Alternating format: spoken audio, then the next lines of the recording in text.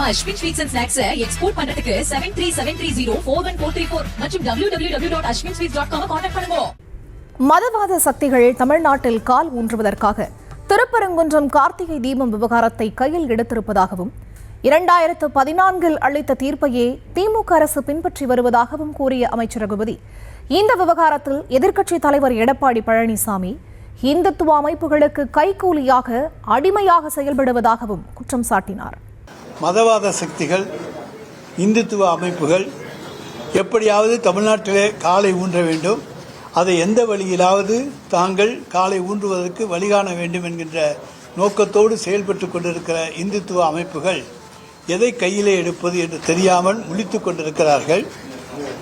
இன்றைக்கு நாங்கள் ஏற்கனவே ஒரு சொல்லியிருக்கிறேன், கார்த்திகை தீபம் என்பது தமிழ் கடவுள் முருகனுக்காக கொண்டாடப்படுவது திருவிழாவை தவிர இந்தியாவில் இருக்க இந்துக்களுடைய பண்டிகை அல்ல, அது தமிழர்களுடைய பண்டிகை. உலகெங்கும் இருக்கக்கூடிய தமிழர்கள் கார்த்திகை திருவிழாவை கொண்டாடுவார்கள். இதில் இந்துத்துவாவுக்கு எந்த வேலையுமே கிடையாது.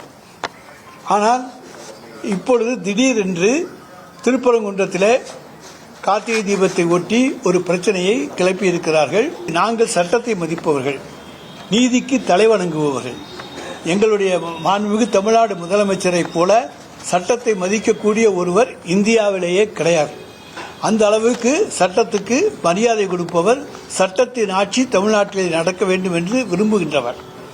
எனவே 2014 2 நீதிபதிகள் ஃபுல் பெஞ்ச், அதாவது டிவிஷன் பெஞ்ச் கொடுத்திருக்கக்கூடிய அந்த தீர்ப்பை செட்டிசைட் பண்ணாமலோ அல்லது அந்த தீர்ப்பின் மீது மேல்முறையீடு இல்லாமலோ ஒரு புதிதாக ஒரு தனி நீதிபதியை வைத்து ஒரு தீர்ப்பை வாங்கி கொண்டு வந்து நாங்கள் நிறைவேற்ற வேண்டும் என்று கேட்டால் எப்படி நிறைவேற்ற அனுமதிக்க முடியும்?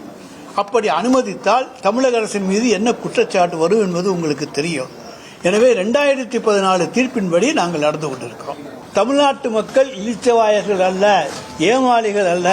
அவர்களுக்கு வேண்டும் என்றால் அடிமை பழனிசாமி கிடைக்க முடியுமே தவிர வேறு எந்த அடிமைகளும் தமிழ்நாட்டில் கிடைக்க மாட்டான்.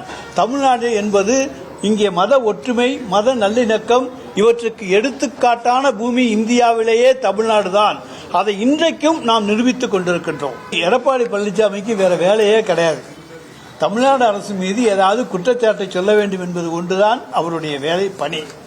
என்ன, இந்த சம்பவத்தையும் அவர் எடுத்துக்கொண்டு இதிலே தமிழர்களுக்கு ஆதரவாக, தமிழக அரசுக்கு ஆதரவாக நிற்க வேண்டியவர் இந்துத்துவாவினுடைய கைக்கூலிகளுக்கு அடிமையாக இருந்திருக்கிறார் என்பதை இதன் மூலமாக நிரூபித்திருக்கின்றார்.